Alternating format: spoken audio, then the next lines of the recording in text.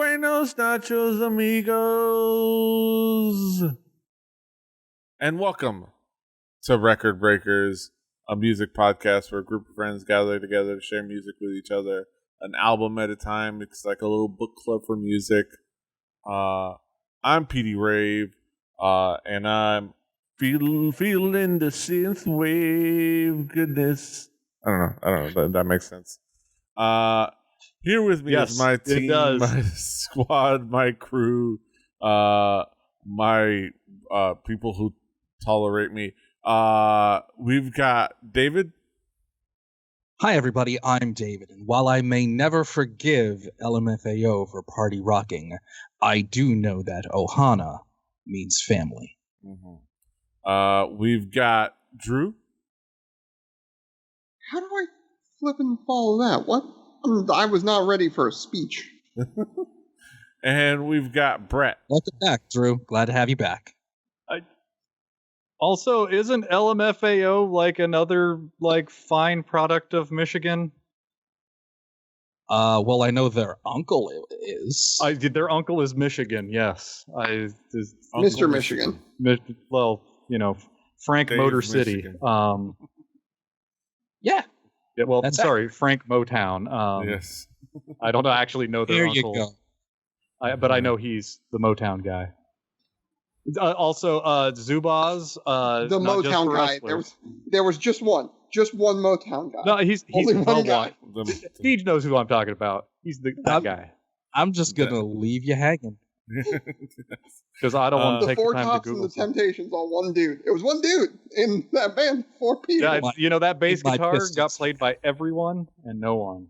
Yeah, That in guy. my Pistons hat. Yes. The state of Michigan has a precision bass that's like. Yes. It's actually in Mesquite. Oh, that's true. All right, so we're talking about music as we always do. Well, most of the time do. Well, occasionally do. On this show, Hey, are you all right? You good? You all right, good brother? we're talking about an album. And the provider of the album this week is David. David, what do you got for us this week? All right, Record Breakers listeners and fans and watchers live at twitch.tv/RebelliTV. It's my album this time around, and I have brought the brand new album from Australian Vaporwave artist Tupperwave. He recently announced that this would be his final album, so I thought it would be a great time to introduce the boys to this album. It is titled Marina II. Two. Let's talk about expectations. Brett, what were your expectations coming into this album? Well, I when I hear well, first off, judging a book by its cover, Tupperwave. Okay. So I figured there was going to be a lot of like that thing that happens a lot. Like I figured that I was going to get like the soundtrack to Outrun, and I also figured it was going to go a little bit more that FM synth like Sega sound, and I did not expect there to be. Yeah, there are a lot of things that the genre is in my head that was not shown here. So yeah, I was expecting mostly digital instrumentation done in the quality of the era that Vaporwave has been like calling back to an Outrun, but no, I was wrong. I was wrong. Drew, what were your expectations coming into this? Well, what I was expecting, hearing that it was Vaporwave, and hearing this artist I'm not super familiar with, being enough familiar with Vaporwave as a genre, I was like, okay, gonna hear some chopped and screwed stuff, probably some like hypnagogia in the way of cool samples and that whole bit. John Carpenter maybe shows up. The thing. No, stuff like that. Possibly Ringwald. Seeing the cover of the album, I then was like, okay, maybe he's pulling some retro wavy elements into it too, because it very much aesthetically, the aesthetics were Everybody drink. Yes. Were definitely something that kind of mixed the two, the vaporwave, the retrowave sort of thing. So I thought maybe it would dabble in a little bit of that. But I had not heard Tupperwave before. I was maybe expecting a little bit more Blank Banshee than I got, but we'll get into that. The Blank Banshee side of vaporwave and less this, but yeah, I was not sure exactly which spectrum of things we were going to get. I was curious, but I mean, I think I had similar expectations as the other guys as far as like it being sent to retrowave. But or at the very least, I figured it was going to have either be very sincere, very like 80s, or very city pop or something like that. But we'll have to see. Let's talk about what it became, or what it is, homie. What it be? What it do? David, how would you describe this album musically? I believe this is a great example of what you can do when you're willing to push a genre forward, even a genre that is already kind of out there, like Vaporwave, can fall into its own tropes. And credit to Tupperwave, who, not just as an artist, but as someone who ran a record label, was willing to push that in a different direction. Vaporwave, by design, is inorganic. It is meant to be something synthetic and oftentimes not warm. That's kind of the point.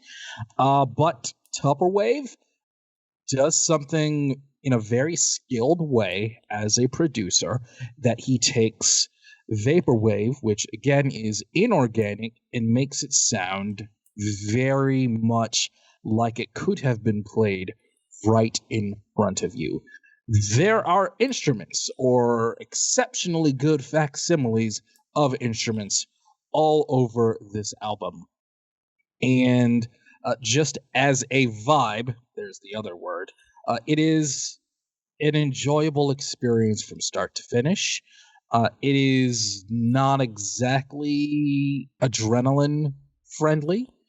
Not an album that you're going to have a Red Bull or a cafecito with, but it might be one you may have a cocktail at the end of your workday with. Good point.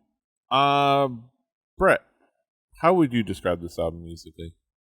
Well, I mean, this to me is that it's just like some smooth sounding music that kind of is designed to live in the background. Maybe, I don't know. It doesn't really hit you in the face with anything directly. A lot of the skillcraft is done a little bit like lower, it's less in your face. It's not like a crazy wall of dynamics. There are a lot of familiar sounds. Like there are sounds that are probably not actually familiar sounds, but using the sort of revisionist '90s history Weather Channel sounds that you kind of think you remember. That tends to be how this works. Because like the pan flutes and the nylon string guitars with digital beats underneath them take me to grocery stores in the mid '90s. That is some new fucking Zach. That is some like locals on the eights. Like Very going Weather on. Channel. Very Weather Channel. Yeah, but the Weather Channel didn't take like drums and then do the reverse effect on them on cymbal crashes or use as much delay and echo. When it comes to Green Hill Zone, this ain't. This is there is nothing being outrun. There is no fast that you've got to go here. It is the opposite kind of callback. It's actually I would say more of a this reminds me of things that like sounds and like that that sterile Muzak tone of more the mid 80s than the mid 90s than like the turn of the 90s sound when you get into the synths, though there is like some weird electric piano that is made to sound like chimes in here. But yeah, it's still trying to. It is definitely a jam out to this album, because I think the only song that I can think of lyrics to, I'm not thinking that they were in a language I could understand. So like there's also that. So you're not. It does not trigger the language part of your brain if you do not speak the language of music. Drew, how would you describe the sound musically? So like I said, I did not get the Vaporwave I assumed. There was no Dawn of Summer samples in this from what I heard. Correct me if I'm wrong. But what I did get, Brett said it smooth. Like there was a jazziness to it. There was like, it was what I would expect from, at times I expected someone to welcome me to Kmart at times. There was that feel to parts of this. And not saying that's a bad thing. Just saying it was one of those things where it was at times so well put together that like I had to remind myself, oh wait, like this is a thing that I'm paying attention to. Like, when did this track change so that I know where the song delineation is? Like, it's like a good book to me. Sometimes good books, I will lose myself and forget I'm reading a book and just be doing it. And that happened to me a few times here. And like David said, there's a purposeful like disconnect in Vaporwave a lot of times because the way it was envisioned as a genre, like deconstructing nostalgia and all that, disconnecting from the real to sort of give that feeling of nostalgia in like a weird, distorted way was one thing. Well, this takes that idea and flips it on its head. Like, what if we just transported you back to a department store? What if we just made that music over? What if we just had that experience of you hurting your neck because you played that Genesis kiosk for like 40 minutes while your mother was looking at clothes? I was definitely thinking the sitting outside of the fitting room at a JCPenney waiting on my mom to get out of the petite section. Yeah. But it was super chill, super relaxing, and like really like interesting. Like it was interesting musically, but interesting because of how the way it was put together and not necessarily like what it was doing, if that makes any sense at all. Yeah. Yeah, it goes with a nice collection of sounds that I have a weird thing where I have my memory is such that I don't remember the past. So I don't have enough drugs. I don't remember a lot of my childhood, at least it's not in the specific things, but like in these I don't have those memories of them all, but like I can definitely see how they invoke those memories of like in the department store, the Muzak stuff. Either that or they probably played different music here in Miami. Yeah. I would imagine that the music that's played in the other three of us regional department stores is probably a lot more likely to be similar.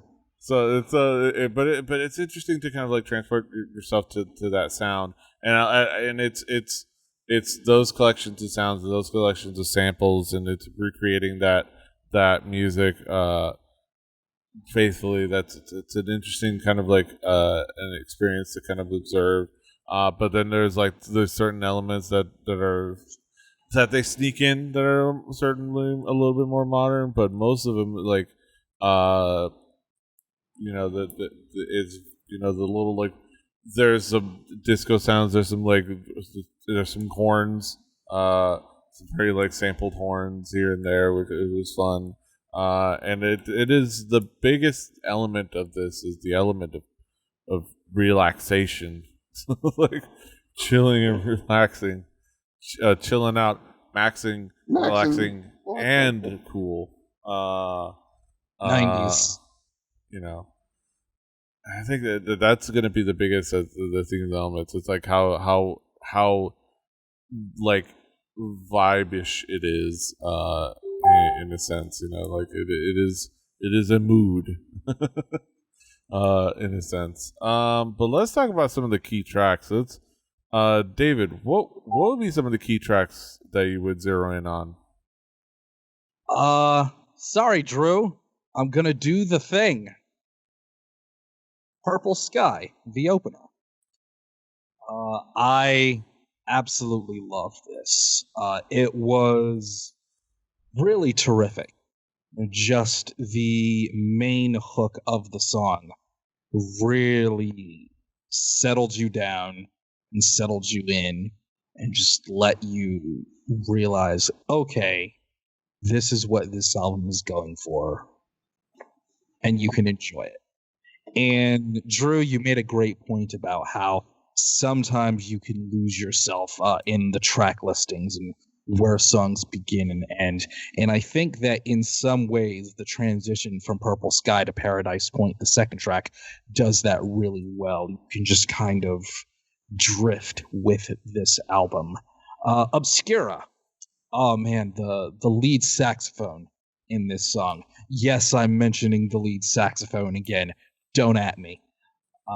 Also, Southern Cross. It has a flute that had what I described as, while still echoing in the Court of the Crimson King, it still felt like we were on a beach. And that really worked for me. Brett, what would be some of the key tracks for you? Purple Sky, the swimmy electric piano that's pumped into all kinds of effects, given like that weird chimey sound. I dug it. Deep Brown Eyes, the wind tone melody has like good use of like the pitch wheel, and the echoed out drum and digital bass was cool because they threw in like some bells and chimes that were all reverbed out, but like I think differently. There's also some understated electric piano as well. Southern Cross, David Crosby keeps coming into my life. The flute and the reverse drum effects were great, but not nearly as great as fake fretless bass. God, I love the sound of that fretless bass. I assume it's fake. It could be real. I don't know. We don't get a lot of fretless bass in this kind of music. So if somebody's pulling out their fretless bass and laying down some cuts for this, that'd be cool too. But Marina is the grocery store vibe because you have the the winds along with the guitar, and underneath all of it is like this other guitar that's doing this wah pedal wicka chicka, but also has a chorus pedal hooked up to it, which is kind of weird. It's like it's inspired by a drug that doesn't exist in real life. This album has like whatever Bloody Eye or Nuke. This is the kind of music that you would listen to if you were doing drugs that don't exist, but in fiction. Yeah. Drew. Alabama Lickets. Yeah. Yes. Drew, what would be some of the key tracks for you? So yeah, Purple Sky. The opening was absolutely brilliant. The slow fade into the full piano, like how utterly like polished that was. Get your head bobbing, sort of rolling before the horns even come in. Southern Cross, the flute melody, like feels like if we want to talk about like a video game music and like hard, like for some reason that is video game puzzle music, like menu, like that flute melody, like just given to you, and then like the sort of the best way I can describe the bass part in Legacy is like the R&B baby making bass that you kind of always want out of like that music that you're getting from the late 70s, early 80s, like the smooth, slow, getting into the bedroom sort of stuff, like that. Oh man, the end of that. Yeah. I loved Legacy. I think Legacy was probably my favorite on this record. Yeah, and you guys pretty much made it on a lot of the tracks. If I were to shout out a couple of the tracks, I would say Lighthouse. I like that you can't escape this genre without at least a few of the artists. They have to. They gotta include the Japanese city pop samples, like vocals, which is really fantastic. Disco, for being that like 90s disco, like the 90s like synth disco new wave thing. And then like Turbulent Tides. It was doing all of this thing, but in the part of it, I think that what caught my attention on that one is the doing that like the thing with the percussion that like thing that you mostly hear in maybe like trap music. That I don't know which drum it was, but or like if it was a cymbal or something like that thing that was like the super speed like going back thing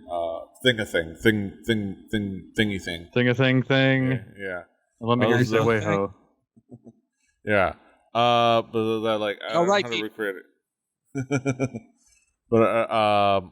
But yeah, I think that's one of the things that caught my attention. That like just having that little element there, but wrapped up in like that throwback vibe. Yeah, let's bring it back around the horn and talk about some conclusive thoughts. Brett, what would be your conclusion on this album as a whole? I dug it. It was a good time. Like it shows me that there are plenty of ways that we can squeeze the nostalgia gland in non-erotic ways. But like express that nostalgic gland. Yes, express those glands. That guys, bring we're out on Twitch. Jeez, keep it clean. I mean, you normally have to My pay the vet a little extra vet for tech. that. I hear enough about expressing glands. Can we not? Yeah. I mean, you live with enough animals that expressing glands is a way of life. Nice.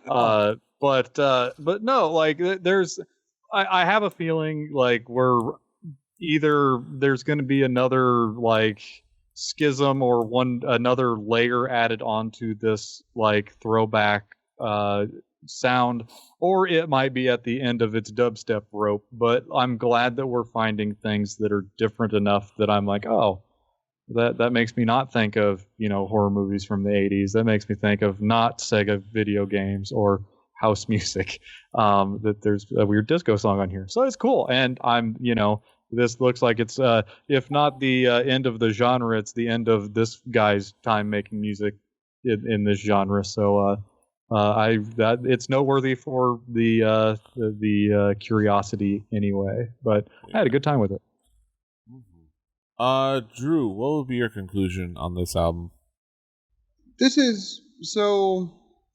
There was a time where every night on my TV, I would be going to sleep to people walking through dead malls with Vaporwave in the background. Yeah. There's a number of YouTube channels that you can follow down that. If you start with Retail Archaeology and Dan Bell, those two will take you very far. There was one channel I was watching, is the good something or the proper people. Oh yeah, them.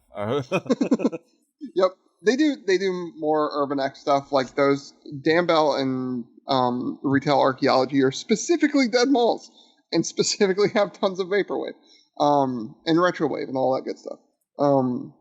This is the type of music that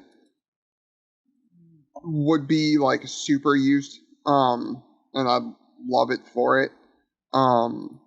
It's absolutely phenomenal for what it does. It does something different for sure.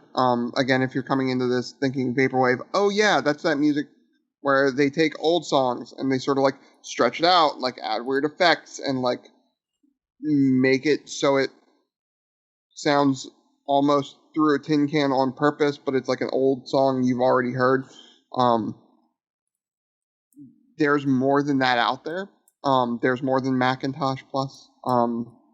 It's more than just Donna Summer songs. And I've known that for a while, but like seeing this, like, oh, okay. Like there are people taking this idea of like, again, the hypnagogic, like dreamlike sort of weird nostalgia-ness that Vaporwave always entails, but doing something different with that idea.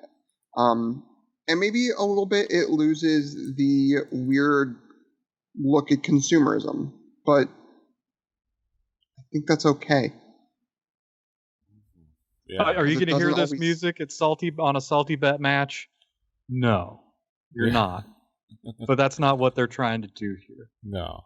And I'm happy for the there needs to be jump splits and pyrotechnics and Dong Dong Never Die. I want to hear this on that hot new indie game that kids describe as chill, and people write think pieces about it not being a real game or not being enough of a challenge. You might hear music like this in a game like that. Yeah. Kind words? Are you talking about kind words? I feel like chill, but not so lo-fi beats. Yeah. In essence, chill hi-fi beats. Yeah. There's hi-fi beats to chill and study to as the squiggles. There should be a new one. Oh man. Yeah, that's what Squiggles has been championing. It's nothing but pedal steel and orchestra. Exactly. Pedal steel and piano and. It's nothing but like the longest held notes of all of Pink Floyd songs. Yes. Yes. I love those notes though. I love it. This album. Don't ever stop. This album is a good time. Like it is a good feel good time. It is super chill. It does wash over you like a wave, as it were. It is that, like, judge a book by its cover. The vibe is that album cover, that sitting against your red car, watching the waves wash over the whatever shore you happen to be near, while the sun sets, like, but in like a synthwave painting. You know, it is well done and well made, and it has that relaxing mood and feel to it, and I think it succeeds at its goal. David, what would be your conclusion on this album as a whole? You guys did a really good job of describing the musicology, the musicality, and the musicness of this album. I think that for me, it's going to be a little weird to say this for a Vaporwave album, because this is very rare. At 10 tracks and 39 minutes, felt a hair long. Just a tiny bit long. And while all of the songs were enjoyable, and the entire vibe was enjoyable, it felt like it might have overstayed its welcome by maybe 2 or 3 minutes. I think that it is exceptionally well constructed and composed.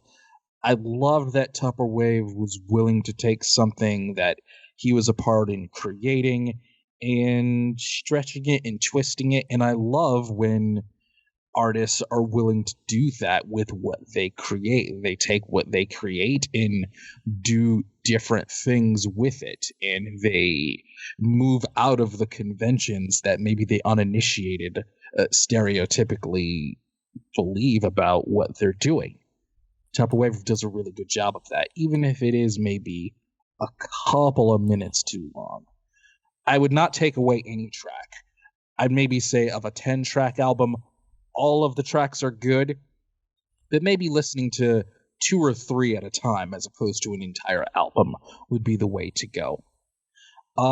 It's great for a summer barbecue, and as I said, if you've come home from work at the end of the day and you feel like maybe having an adult beverage, this is a good album. Or a barbecue, like those after work barbecues.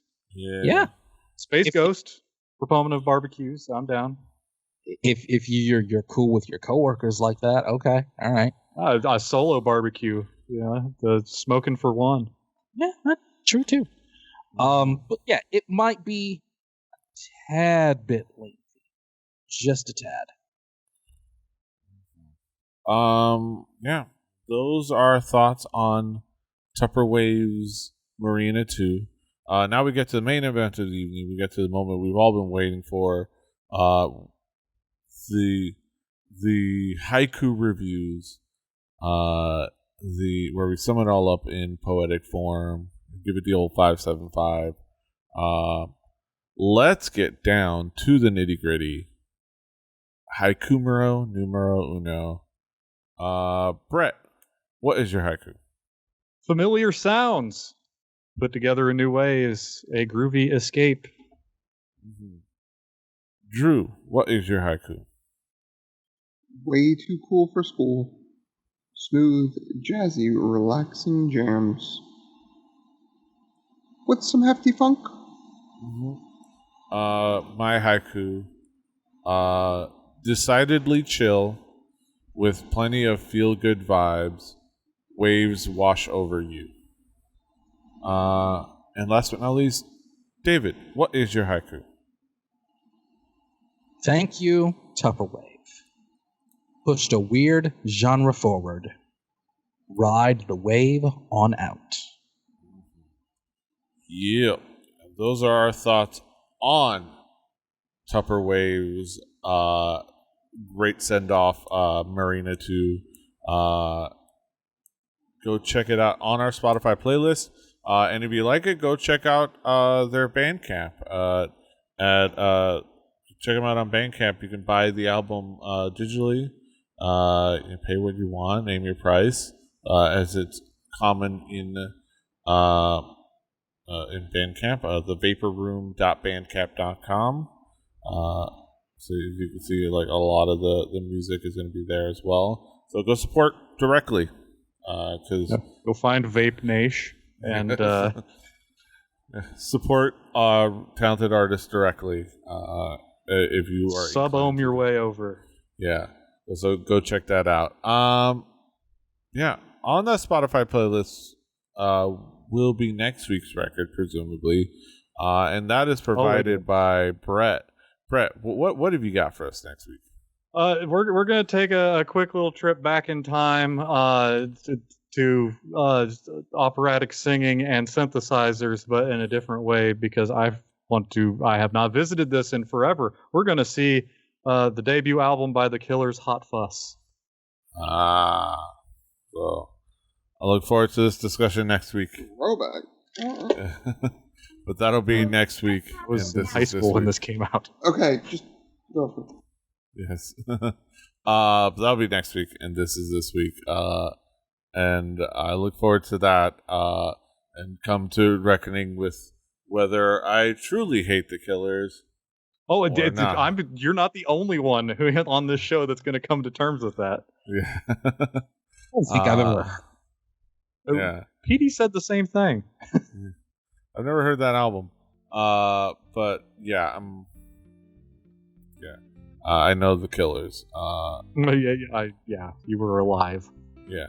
But that'll be next week, and this is this week. And you can, of course, find us all over the internet. Find us all over the internet. Petey, are you all right?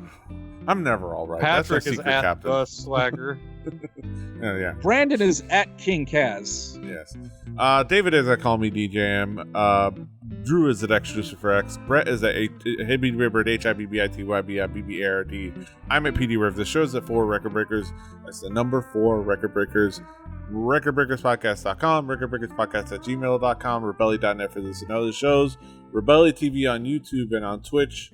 Find us everywhere you find podcasts. Apple Podcasts, Google Podcasts, Spotify, SoundCloud. We stream on Twitch, like I said. Record Breakers on Wednesdays, D&D on Tuesdays, Space Trucking on Thursdays. We're getting into some No Man's Sky. Mansky. No Mansky. So look forward to Great that. sound. Yeah. Look forward to that fun. Let's see if it's still as jank as it used to be. Apparently it is, according to some headlines, which is all right by us, because that's what Space Trucking is all about. Still a great soundtrack. But yeah, look forward to that. Share, like, follow, subscribe, do all the things, hit the bell, slap the walrus, spank the monkey. Until Drag the next time, dogs. hasta los huevos. Toodaloo. Rebellion Podcast, baby. Fishka bug.